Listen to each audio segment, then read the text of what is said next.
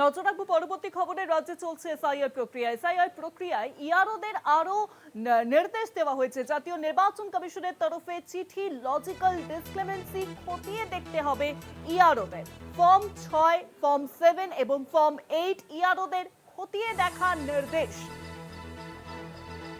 ইআরওদের form 6, 7 আর 8 খতিয়ে দেখার নির্দেশ দেওয়া হয়েছে। জাতীয় নির্বাচন কমিশনের তরফে ইতিমধ্যেই চিঠি দিয়ে জানানো হয়েছে।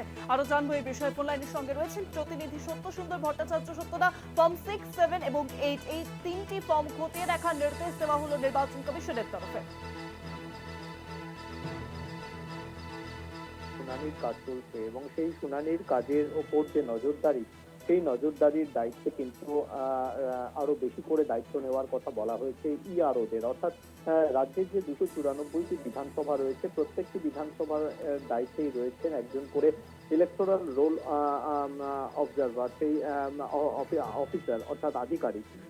সেই জায়গায় দাঁড়িয়ে তাদের দায়িত্বর মধ্যে কিন্তু এই যে 94 লক্ষ যাদের লজিক্যাল ডিসক্রিমিনেন্সি পাওয়া গিয়েছে, এর আগে যেরকম সংখ্যাটা আরো বেশি ছিল 1,67,00,000, সেখান থেকে সেটা কমে দাঁড়িয়েছে 1,36,00,000 এবং তারপরে বর্তমানে সেই সংখ্যাটা কিন্তু আরো কমে দাঁড়িয়েছে প্রায় 94 লক্ষের কাছাকাছি, যাদের 7টি ক্যাটাগরির বিভিন্ন ভাবে তাদের কিন্তু তথ্যগত অসঙ্গতি রয়েছে বলে কমিশনের তরফে জানানো হয়েছে। অর্থাৎ সেই জায়গা থেকে ইতিমধ্যেই যাদের শুনানির নোটিশ পাঠানো হচ্ছে, তারা যে সমস্ত তথ্য গত অসঙ্গতির জন্য যাদেরকে ডাকা হচ্ছে, তারা যে সমস্ত তথ্য বা নথি এই শুনানিতে যারা জমা দিচ্ছেন, সেই সাবমিট করা সেই নথিগুলোকে আরো ভালো করে যাচাই করা বা খতিয়ে দেখার কাজ এবার কিন্তু দায়িত্ব দেওয়া হচ্ছে সংশ্লিষ্ট বিধানসভার ইআরওদের। অর্থাৎ তারা এই গোটা বিষয়টির নজরদারিতে থাকবেন, কাদের কি ধরনের লজিক্যাল ডিসক্রিমিনেন্সি রয়েছে, শুধু তাই নয় সেই সংক্রান্ত বিষয়ে তারা কি কি নথি জমা দিচ্ছেন শুনানির সময়,